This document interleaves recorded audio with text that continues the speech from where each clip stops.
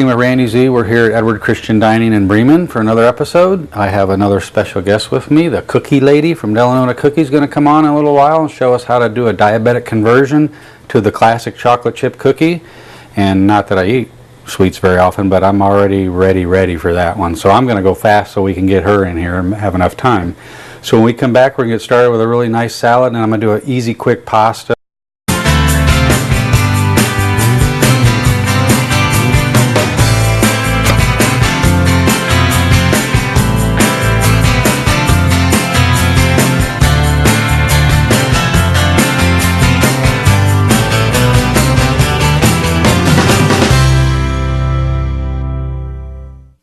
Okay, we're back. Now the first thing we're going to do is do a little pear salad. It's kind of like pear spinach. And before we get going on that, because of time, I'm going to take and get my Alfredo started because I need a little time to soak up our mushrooms. So what we have here is a dried shiitake mushroom.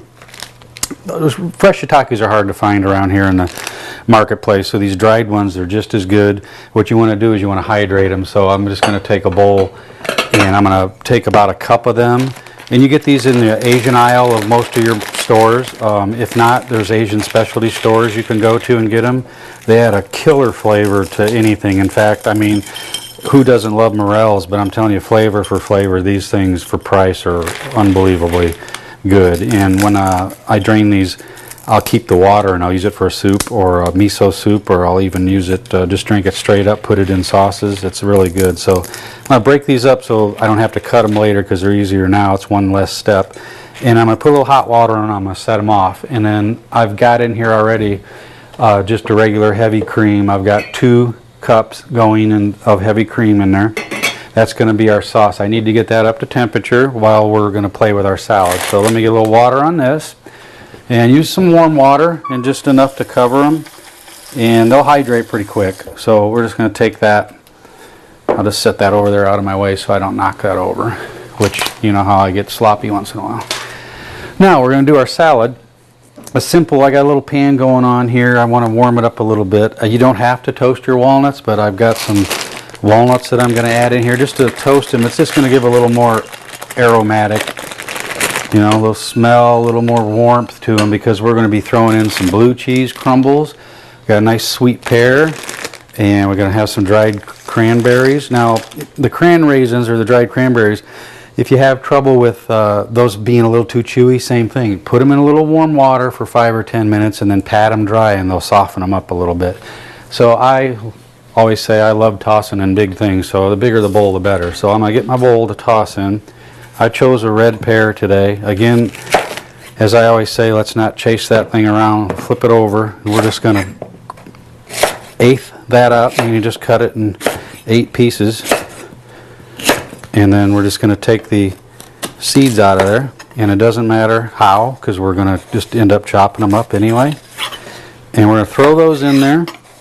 And I have, in past episodes and things, I've made all kinds of wild salads, different kinds of things and stuff. And salads can be anything. I mean, I like to make it different. I like to try different things. This is fresh. It's great. One thing about this, though, don't make it too far ahead or your pear is going to turn brown. You can combat that by dousing it in a little bit of orange juice, a splash. The acid in the orange juice will keep it from browning, but now you've got orange in the party, and I don't know if you want orange in the party. So I'm going to take and put 2 of these in there. Get this last one done. 1 more to go. Now I have some baby spinach that's going in there, and that's coming from the market. It's pre-washed, which is a great thing, because once you wash it, it gets wet and then it's just a pain. So go ahead and buy the other. Then I'm going to add some Napa cabbage, which is kind of got an earthy, nutty, kind of almost like a parsnip flavor, I think. It's going to go really good with the blue cheese, the cranberry, and then I chose a pomegranate blueberry vinaigrette. So we got a lot of fruit going on, a lot of nuts, and I probably am nuts, but that's just opinions. So toss that around. I just don't want to scorch it. I'm going to warm it up, and then you'll start to smell it. I'm going to toss that around. Don't bite off here, as they say, more than you can chew and cut yourself. This is going to be nice crunchy with the pear, nice and crunchy with the walnut. That Napa cabbage, you can cook it or eat it raw. The raw, I think it has a little more flavor to it. When you cook it, it kind of melts down a little bit. So I'm going to throw that in there. And so that's 2 pears. This is a 4-ounce blue cheese crumble. I'm going to put that on there last. I'm just going to take, you can just peel that back till you get some clean ones. There's 3 good leaves. And now the hard part here is fine. It's not bad. You like that crunch. I'll just get the big base out of there. And I want it bigger leaves, kind of the same size as the baby spinach. And I'm not using my plastic lettuce knife, because we're eating this right away. Don't have to worry about that browning. That was one of the healthy tips and kitchen tips from last season. This year we got other new tips and some of the same tips, depending on how soon you've been watching us. So I'm going to throw that in there. I'm going to take my cran raisins, and there's a 1/2 cup. Okay, and the fresh spinach, do about the same amount as we did with the cabbage. Get that on there. And now pomegranate blueberry, you can use anything you want. As I said, I chose this because of the fruit and the nuts and everything. It's a vinaigrette, which is great. It's not going to be a creamy situation. It's going to be really nice. And when these nuts are nice and warm, go in there. I can hear it sizzling when it hits that vinaigrette. That means they're nice and ready to go. We'll toss that around. You don't want to drown it, but you want a little light on there, a little vinaigrette, just so the leaves are just a little wet. Might need a little more. That was about a 1/2 cup in this big bowl, and that's a big salad, so you got a lot going on there. I'm going to take my blue cheese, and I want all of that in there, and it just crumbles up. You just get it in there. Use your hands. I don't have time for a glove. Now that blue cheese is going to have a little bit of a, blue cheese musty, as I think, which I'm not a big blue cheese fan, but it's good in here with the nuts and the cranberries especially, and then you add that little pomegranate and you get that sweetness, crunch of that let me get this here, that pear in there. You're doing really good. So my hands are in it. I'm just going to plate it with my hands. Yeah, I wash my hands. I'm in the business. I know right from wrong. There you go. Then you bring that out and people are going to go, wow, hey, that's a nice salad. Crunchy, a lot of flavors going on. Okay, take a peek at that. I'm going to go clean up, come back, and we're going to do a nice mushroom ravioli and my own mushroom Alfredo. Okay, let's see, we're coming right back. Let me go get cleaned up.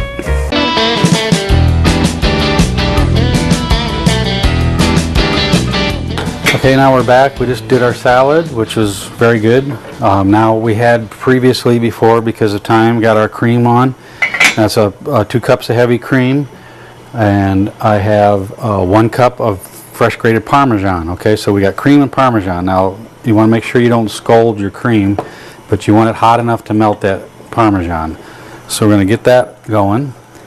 And now here we hydrated our dried mushrooms, and I'll show you what you get when you're done. They're nice and soft. Okay, now this is what I'm saying when we talk about the liquid. Now that's a lot of good flavor right there. It's really intense.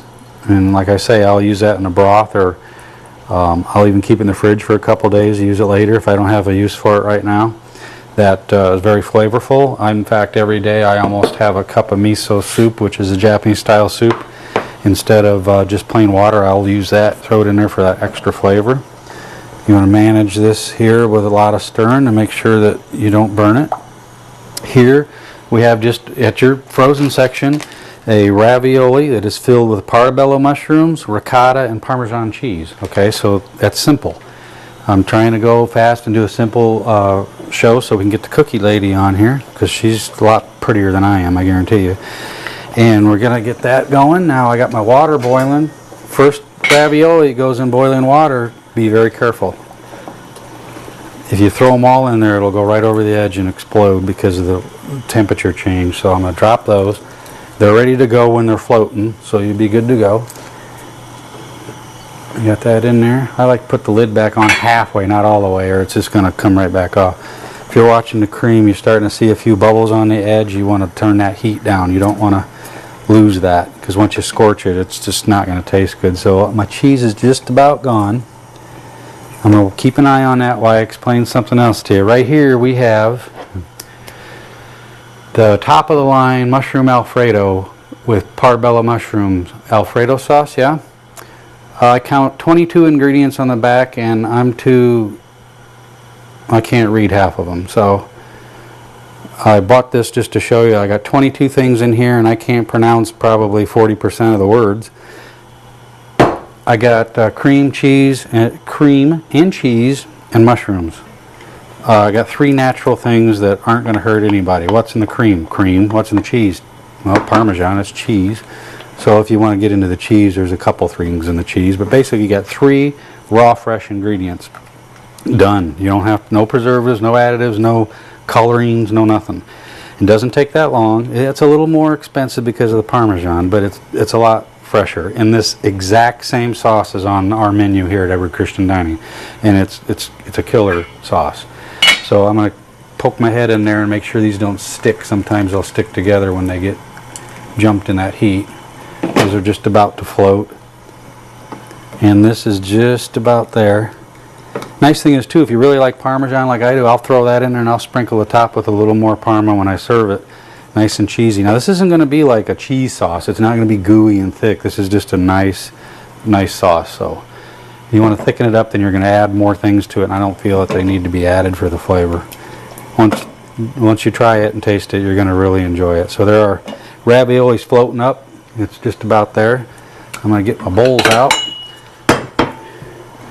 Now this is a simple dish, yeah, so I bought it. Yeah, I make my own ravioli at times, but I'm trying to get you comfortable about getting back in the kitchen and not scare you. I mean, it's okay, we can do this. This is fine.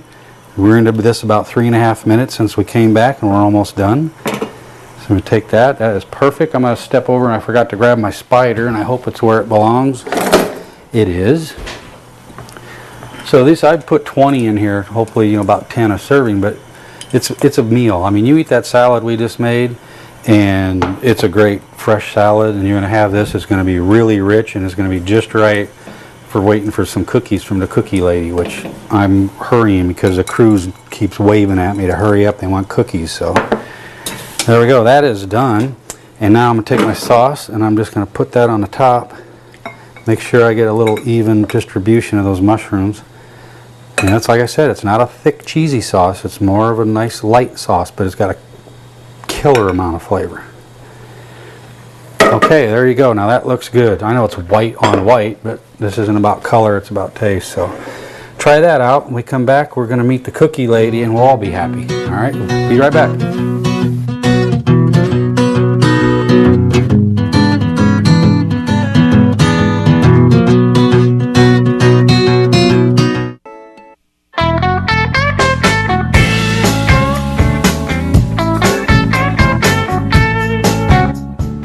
Okay, now we're back, and we have a special guest, as I mentioned earlier.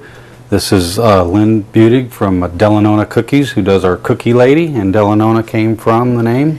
The name actually came from my grandmother, or Nani as we call her.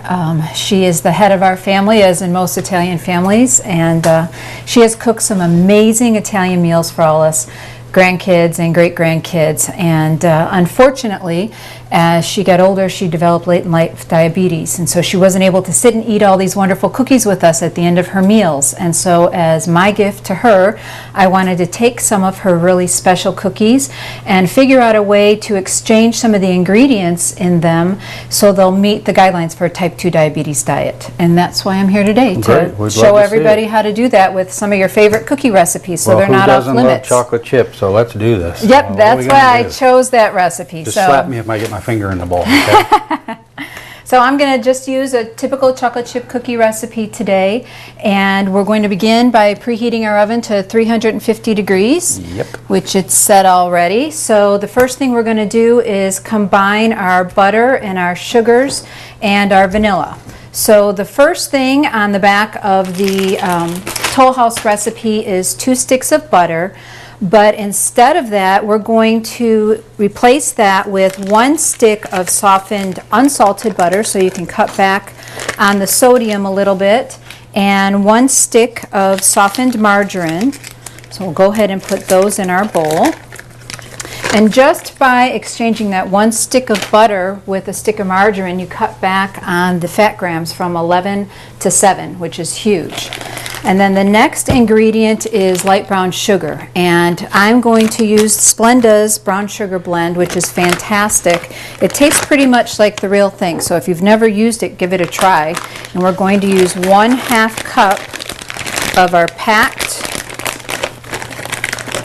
little more, a little less, of the brown sugar. You've been seeing my show. Who measures? And then instead of the granulated white sugar, we're going to use artificial sweetener.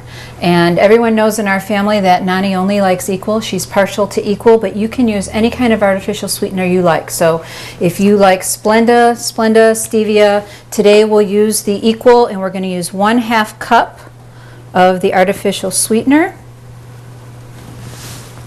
And that cuts back on our sugars by half. And we'll go ahead and add our 1 teaspoon of vanilla to that.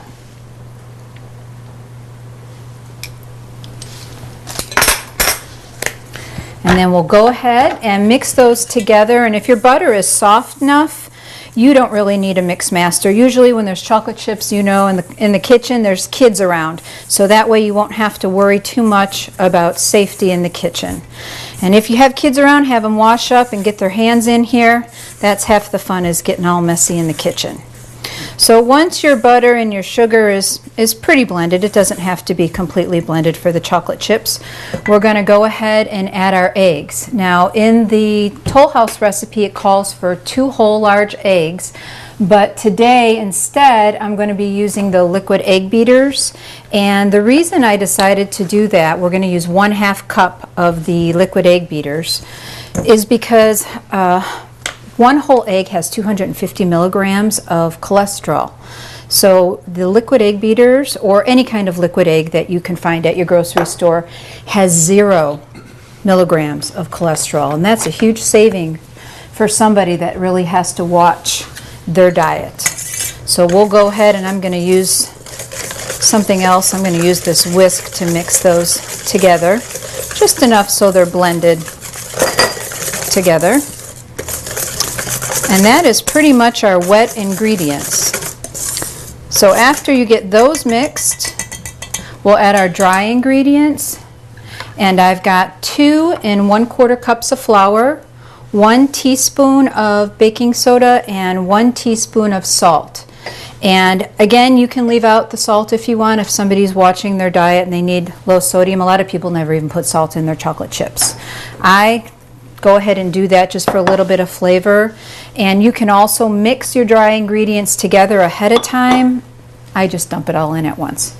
Just my method. So we'll go ahead and mix our dry ingredients together.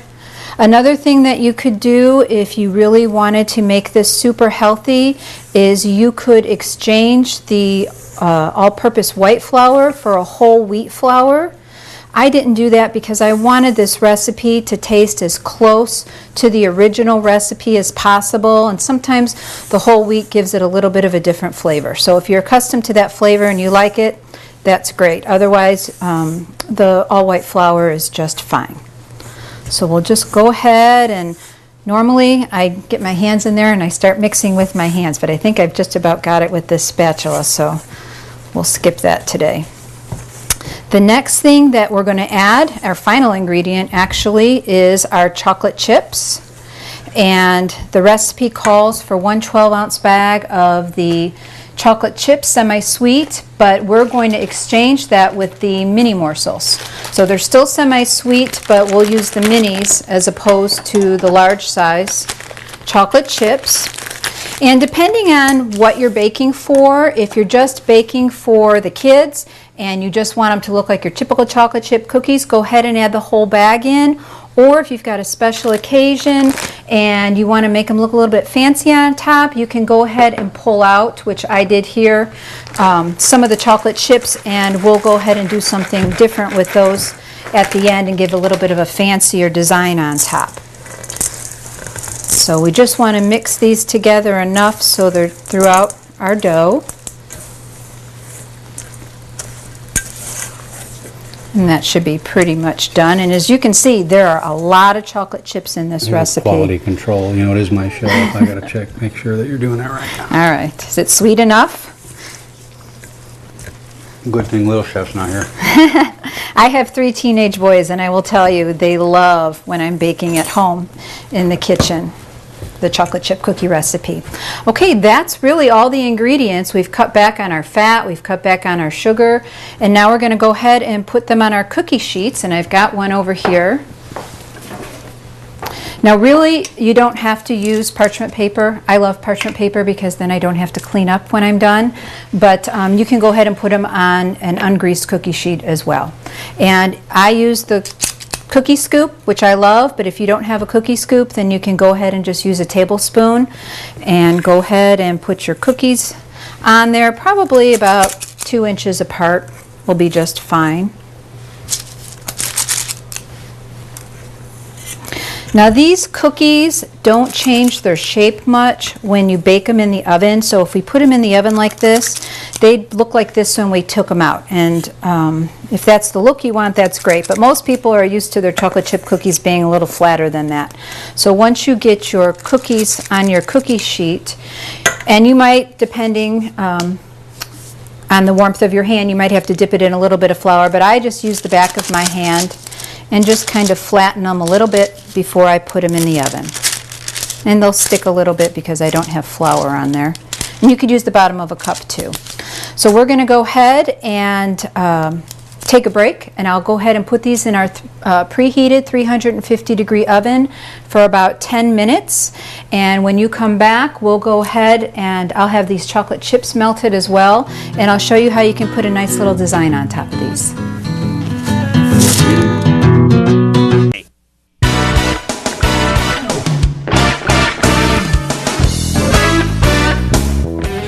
Okay, we're back, and I'm smelling them, so I thought I heard my friend go off. You want to pull those out of there so I can stand over you like one of the kids and drool? There you go. Thank you. Got that. They're great. You can see, look at all the chocolate chips in there. They smell so delicious. I wish you could smell them. And then while we were on break, we went ahead and melted some of those chocolate chips that we reserve from the bag. Now you don't want to melt them in the plastic because in the microwave that will melt and you'll go to squeeze and everything will go all over the place. So go ahead and use a microwave safe dish, warm them up, and then I usually use a cup. So you don't have to have some ugly cook like me hold the bag. I kind of like having an assistant though. Oh, well, no, wait a minute. That's like Little Chef the other couple episodes ago telling me that I was working for him now. And you can use a pastry bag to do this, or you can just grab a Ziploc bag. Whatever you have available to you is fine. And go ahead and get your melted chocolate in there.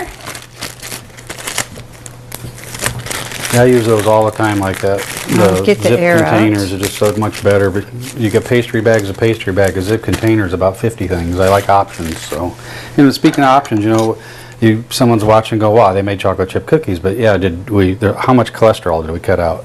I mean, 500 milligrams because just each whole in 2 egg, eggs. Yeah, right? Yeah, and the salt's almost all gone, and always, like you and I have talked before, always unsalted butter. I want the options of the salt. I don't want to manufacture putting different amounts of salt in their butter, and then it throws off my recipes because I don't know how much is in there, and then I got to read the label, and I'm guessing by taste. I want to be unsalted, which between the butter and then the sugar alone too, what you've done with a great tasting, I'm going to find out soon, and I don't eat a lot of sweets. Cookie is cut so much out of it that you wouldn't feel guilty or worried about eating it at all. No. So that's what we're here. We're here to teach and educate everybody. This is a great recipe, and if you hurry up and do that and I shut up, I might be able to taste them. All right. Well, and that's what I wanted to do for my nanny because, she created so many wonderful dishes for us over the years, some amazing meals and some great desserts, and to sit and eat her cookies without her is just a shame. So she's 96 and still going strong, and just by making some changes in some of the ingredients, then nothing is off limits to her or anybody else. And you don't have to be perfect. You can we'll do an N for Nani. If it's somebody's birthday, you can do a number. You can do a sweet 16 on these, however you want when you start decorating, And how can I get in touch with you other than, you know, well, you got Facebook too, that they Yep. can jump on there? If you go to Facebook, you can find Della Nona's Cookies on there, and go ahead. And I will post this sugar-free diabetic chocolate chip cookie recipe on there. And we're also going to post it on Comfortable Cooking with Randy Z's Facebook page. That's so good. Either one of those places you can find this recipe and enjoy. Spend time with people in the kitchen, share the memories, create some memories of your own, and you know, I really believe a family that bakes together stays together. It's a lot of fun when everybody's getting messy in the kitchen. It sure is. And here's some of the other dishes she made for all of us. And I've already smacked the hands of the crew a couple times because a couple shots of those, some beautiful stuff. And I told you, don't bring those around me. Oh, you know how bad I am with them. We have memories of these. These are That's delicious. Wrong. That's just wrong. They're just loaded with pecans, and they're just soft, and you have to have some. No, I'm not. Because I started, I'm going to try one of them cookies, but All right. and we're going to get going. But I appreciate you coming in, and hopefully Thank you'll you, come in Randy. again. It's all Thanks good. for having me. And we'll have you around again. We'll try something.